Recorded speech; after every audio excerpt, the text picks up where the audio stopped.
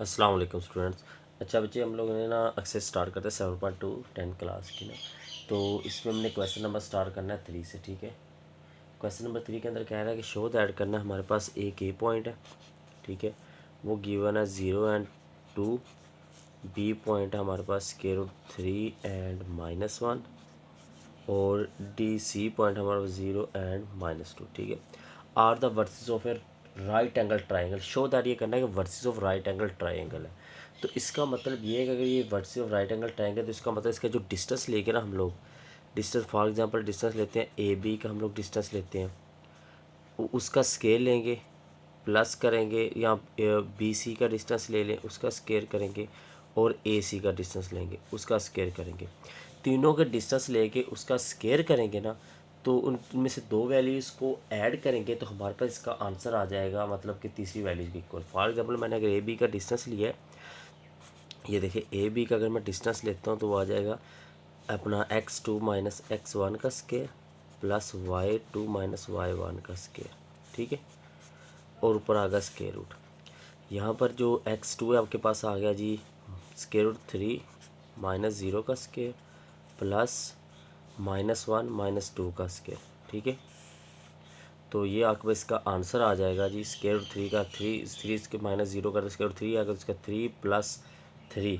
ठीक है, आपके पास 3 प्लस आपके पास आ जाएगा 3। ठीक है, तो यहाँ से आपके पास इसका आंसर आ जाएगा। तो ये देखें 3 प्लस आ गया -2 -3 का स्केयर 9 आ गया, तो ये आ गया जी आपके पास 12 का स्केयर रूट। ये आया ए बी का डिस्टेंस। अगर मैं इसका स्केल लूँगा तो आपके पास आ गया 12। ठीक है, इस तरह मैं बी सी का डिस्टेंस निकालूंगा, वो मेरे पास आ जाएगा बी सी का, वो आ जाएगा आपके पास 4। ठीक है, बी सी का डिस्टेंस कितना आ जाएगा, या बी सी का हम निकाल के देख लेते हैं। -2 -3 का स्केयर रूट, और आगे आपके पास आ जाएगा 0 -3 का स्केयर रूट 3 आ गया, और -2 -3 ये भी आपके पास सेम आ जाएगा। ठीक है, ठीक है बच्चे, हम वैल्यू निकाल के देख लेते हैं। जैसे लिखा हुआ है देखें इधर, 0 माइनस √3 का स्केयर प्लस आ जाएगा -2 + 1 का स्केयर, और ऊपर आ जाएगा स्केयर रूट। अगर इसका मैं साथ स्केयर लूँ तो ये भी स्केयर रूट ख़त्म हो जाएगा, तो रिमेनिंग इसका आंसर आ जाता है जी 4। ठीक है, और मैं ए सी का जो डिस्टेंस निकालूंगा वो आ जाता है 16। ठीक है, ए सी के डिस्टेंस का स्केयर तो मुझे क्लियर कट नज़र आ जाएगा। जैसे ए बी के डिस्टेंस का स्केयर प्लस करें बी सी के डिस्टेंस के स्केयर का, तो इक्वल टू ए सी के डिस्टेंस के स्केयर के इक्वल आ जाता है। ठीक है, तो ये इसका पहला पार्ट सोल्व आपके पास हो जाता है। ठीक है, तो इसमें क्या करना था, हमने राइट एंगल ट्रायंगल को प्रूव करना था। अभी हम इसका सेकंड क्वेश्चन देखते हैं, जिसमें हमें कह रहा है कि सेकंड पार्ट में show that the vertices of right isosceles triangles. मतलब कि शो दैट करना है। हमारे पास ए गिवन है, इसका सेकंड पार्ट देखिए। ए गिवन है जी हमारे पास 3 and 1, बी गिवन है -2 and -3, और सी गिवन है 2 and 2। ठीक है, तो हम कहते हैं वर्सेस ऑफ आइसोसेलेस ट्रायंगल। इसका मतलब जो ए बी का डिस्टेंस हम लोग ले लेंगे, बी सी का डिस्टेंस ले लेंगे, और ए सी का डिस्टेंस ले लेंगे। तीनों डिस्टेंस लेंगे, कोई से दो डिस्टेंस हमारे पास क्या आ जाएंगे, इक्वल आ जाएंगे। ठीक है, कोई से दो, तो हमारे पास आइसोसेलेस ट्रायंगल आ बन जाएगी। ठीक है, हम तीनों के निकालेंगे, जो दो इक्वल आ जाए तो हम कह देंगे ये हमारे पास कौन सी ट्रायंगल है, आइसोसेलेस ट्रायंगल है। ठीक है, ये क्वेश्चन नंबर आपके पास 3 का पार्ट 2 था। ठीक है, आगे नेक्स्ट क्वेश्चन नंबर हम स्टार्ट करते हैं 4। क्वेश्चन नंबर 4 में हमारे पास एक छोटा सा पॉइंट है, उसमें कहता है कि the position vector of C and D. ठीक है, position vector of C and D हमारे पास गिवन है। ठीक हो गया। फॉर एग्जांपल हम ये भी कह सकते हैं, हमारे पास एक वैल्यू गिवन है पोजीशन ऑफ सी, उसको हम ना दे लें, फॉर एग्जांपल हम दे लेते हैं सी कह लें, वो गिवन है जी 3i एंड +2j। ठीक है, और डी हमारे पास गिवन है i -4j। ये सी एंड डी दोनों गिवन है ना। अब देखिए respectively find the position vector O, आपने divide the line segment joining C and D into √2:3। अब इसके ऊपर पोजीशन वेक्टर फार्मूला लगेगा, मतलब रेशो फार्मूला इसको कह सकते हैं कि पोजीशन वेक्टर फार्मूला आता है वो ये होता है। देख ले अगर आपको इसमें मतलब क्या आपने करना है। अब इसकी रेशो क्या है, 2 and 3। इसकी क्या रेशो 2 and 3 है। अब हमारे पास जो फार्मूला आता है वो ये होता है m + n divided by m + n। ठीक है, अगर ये m आ रहा है तो इसके साथ d आ जाएगा, अगर ये n है तो इसके साथ c आ जाएगा, डिवाइड में एज इट इज़ रह जाएगा। मतलब m को d से मल्टीप्लाई करवाना है और n को c से मल्टीप्लाई करवा के डिवाइड में m प्लस n लिखना। अब m और n क्या है, m हमारे पास रेशो 2 आ जाएगी और n हमारे पास क्या आ जाएगी, रेशो 3 आ जाएगी।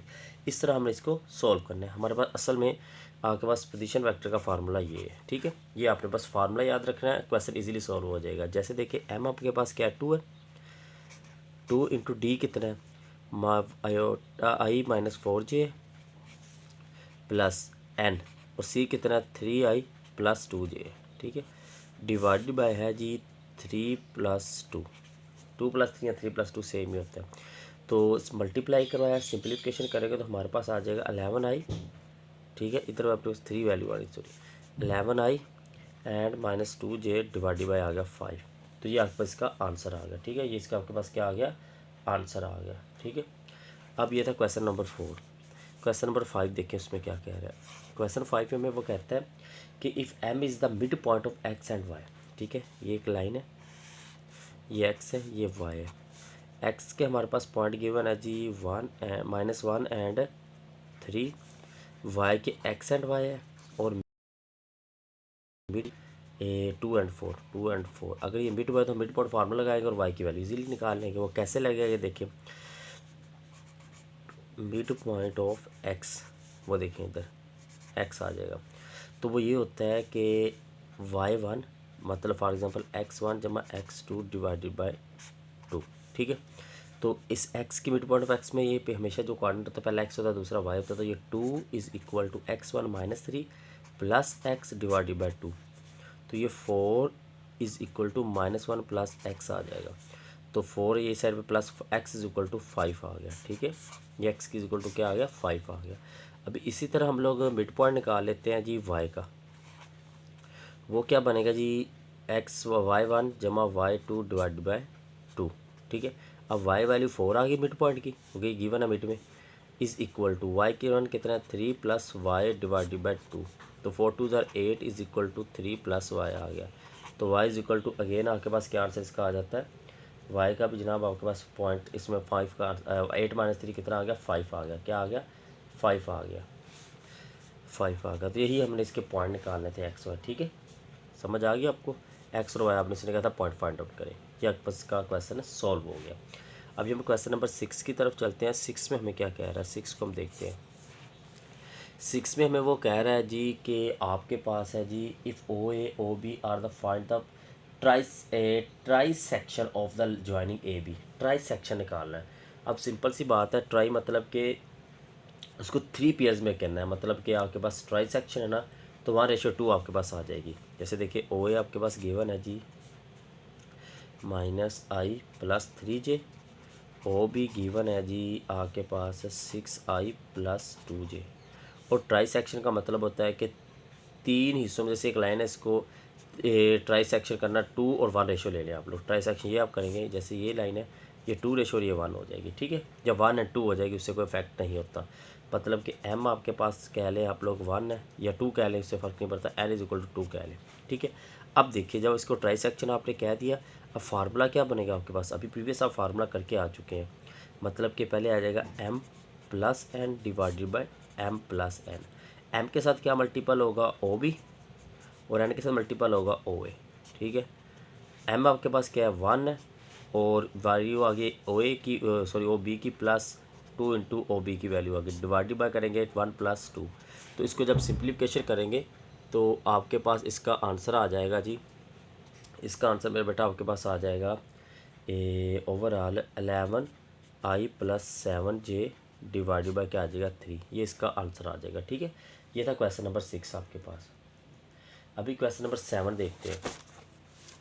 वो कह रहा है 7 के अंदर फाइंड द, ठीक है। क्वेश्चन 7 देख रहे हैं, वो कह रहा है find x such that the point I and x Q y are collinear, ठीक है। अभी देखिए ये आपके पास क्या है जी, कोलिनियर है, ठीक है। अगर ये कोलिनियर है तो इसका मतलब है कि इनका जो डिस्टेंस होगा पी क्यू क्यू आर, ये सारे के सारे आपस में क्या होंगे, सेम नहीं होंगे, ठीक है। एक मेथड ये है कि एक इसको कोलिनियर डिस्टेंस सेम कर लें। दूसरा मेथड ये है कि बच्चे इनकी स्लोप भी आपस में क्या होगी, सेम होगी। ये दोनों मेथड आपके पास होते हैं। अगर आप 9th क्लास में जाएंगे, 9th क्लास से आपने स्लोप की होगी, तो आप पी क्यू की स्लोप निकालें, वो इज इक्वल टू आ जाएगी क्यू आर के, ठीक है। तो दोनों स्लोप्स को आपस में इक्वल करेंगे, वहाँ से आप इजीली इसकी वैल्यू फाइंड आउट कर सकते हैं, ठीक है। किसकी भला, एक्स की। एक्स सच दैट, और एक्स आपके पास गिवन है। देखिए पी आपके पास क्या गिवन है जी, पी आपके पास -1 एंड एक्स है, क्यू आपके पास है 3 एंड 2, और आर आपके पास है 7 एंड 3। अभी देखें स्लोप निकालते हैं हम लोग। मैं स्लोप वाला इजी मेथड है उससे कर देता हूँ, स्लोप ऑफ पी क्यू, ठीक है। अभी देखिए slope of P Q formula था y2 - y1 over x2 - x1, ठीक है। तो पी क्यू आपके पास आ गया 2 - x, ठीक है, डिवाइडेड बाय आ जाएगा 3 + 1 बन जाएगा। और स्लोप ऑफ पी क्यू तो क्यू आर निकाल लें, बेशक ये क्यू आर कर लें, ठीक है, या पी आर कर लें, वो फ़र्क नहीं पड़ता, ठीक है। हम लोग क्या करते हैं, क्यू आर कर लें, चलो क्यू आर कर लेते हैं। 3 - 2 डिवाइडेड बाय आ गया 7 - 3, तो 1 बाय आपके पास क्या आ गया 4 आ गया।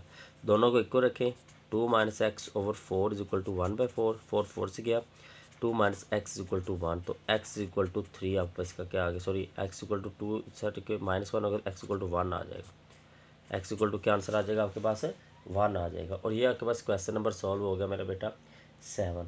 अभी 8 क्वेश्चन देखिए, वो कहता है find the coordinate D of the parallelogram A B C D it's 3 vertices. D हमने निकालना है मेरा बेटा, हमारे पास कितने वर्सेस गिवन है, 3 वर्सेस आपके पास क्या है डी गिवन है, ठीक है। ऐसे ही है, तो हम कैसे फाइंड आउट करेंगे, हमारे पास फार्मूला वही है कि आपको पता है कि इसमें हम लोगों ने सिंपल पैरेललोग्राम का फार्मूला लगाना है, तो आप पैरेललोग्राम का फार्मूले से इजीली सॉल्व कर सकते हैं, ठीक है। ओके बच्चे, हम क्वेश्चन नंबर 8 देखते हैं। अब यहाँ पर ना 2 चीज़ें आपने नोट करनी है क्वेश्चन 8 के अंदर। एक है find the coordinate of D if the parallelogram A B C D. अब यहाँ पर ना 2 मेथड्स हैं। एक मेथड ये है जो आप पहले कर चुके होंगे, एक मेथड इस वेक्टर के अंदर आएगा। वेक्टर वाले के मेथड से कैसे आप निकालते हैं, एक तो ये है ना, देखिए आपको कोई मेथड आया ना, आप डिस्टेंस फार्मूला लगाएं, ए बी का डिस्टेंस रखें सी डी के इक्वल, तो वहाँ से आप इक्वेशन बन लें, और फिर ए डी का distance A B C and D, ऐसी है। ए बी को डिस्टेंस रखे सी डी के इक्वल, और ए डी के डिस्टेंस को रखे बी सी इक्वल। वहाँ से इजीली आपके पास 2 इक्वेशन बनेगी, दोनों को सॉल्व करें और आपके पास आंसर आ जाएगा एक्स एंड वाई का। ये बड़ा लेंथी मेथड है। दूसरा जो मेथड है वो बहुत आसान है, वो है वेक्टर फॉर्म फार्मूला। वो कैसे, -3 एंड 0, ए की वैल्यू ये है, बी है 1 एंड -2, सी की वैल्यू हमारे पास है जी 5 एंड 0, और डी की वैल्यू हमारे पास एक्स एंड वाई है। आप ए बी वैक्टर निकाल लें, इज़ इक्वल टू क्या होगा सी डी वैक्टर, ऐसे ही है, ये बनेगा ना, बल्कि डी सी वैक्टर कर लें या सी डी चले कर लें, ये वेक्टर आप करेंगे इक्वल टू कर लें। ए बी वेक्टर का मतलब है कि बी में से ए के वेक्टर को माइनस कर देना और साथ में आई जे लगा देना। जैसे देखिए ए बी ए आपके पास आ गया, आई ए जे ये है, आई ए जे ये, अगर मैं इसको आई जे की फॉर्म में लिखता तो -3 आई बनता और ये बनता। अगर इसमें देखें ओ बी माइनस ओ ए जब मैं करूँगा तो मैं कह दूँगा कि आई माइनस माइनस प्लस हो जाएगा, तो आई 4 आई, ठीक है, -2 एंड -0 जे, तो दरमियान हमेशा माइनस आएगा, ठीक है।